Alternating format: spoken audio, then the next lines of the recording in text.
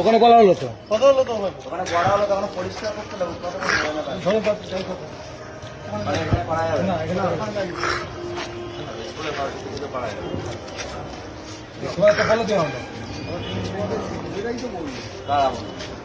কথা বলো না।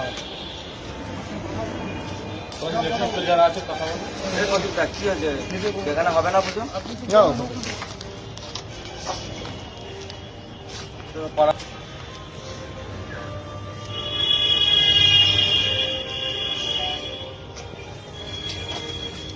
সমস্যাটা বিষয় স্কুলের বাইরেই তো হচ্ছে। তোমার সাথে আমি কোনো কথা বলবো না। আমি এখানে নগরের সংযোগে করবো, তোমার সাথে কথা হবে। যারা কথা হলো স্কুল কর্তৃপক্ষ আপত্তি আছে, স্কুলে যারা স্টুডেন্ট তারা তো করতে না স্টুডেন্টরা তো তোমার হিন্দু তো মাইনরিটি স্টুডেন্ট, হিন্দু ছাত্র 20%, 80% হলো মুসলিম ছাত্র।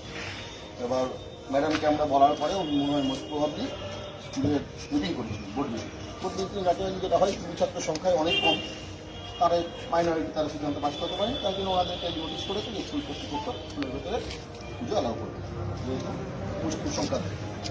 তখন বাধ্য হয়ে আমরা সব কিছু বলতে ফুটপাতে নামিয়ে ফুটপাতে করবো, এটা আমার চলে।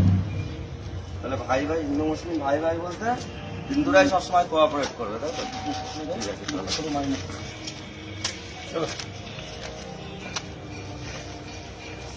দেখুন আজ মিডিয়া দেখুন, মা সরস্বতী আজকে ফুটপাতে নামছে পশ্চিমবঙ্গে। আজকে মা সরস্বতী সনাতনীরা যদি এরপরেও না জাগে আমাদের আর কিছু বলার নেই। আজকে মা সরস্বতীকে হিন্দুরা মাইনরিটি বলে এখানে সরস্বতী পুজো হবে না, করতে দেওয়া হলো না। এই ঠাকুর এখন স্কুল থেকে বের করে নিয়ে আমরা যাচ্ছি রাস্তায় ফুটপাতে পুজো করবো।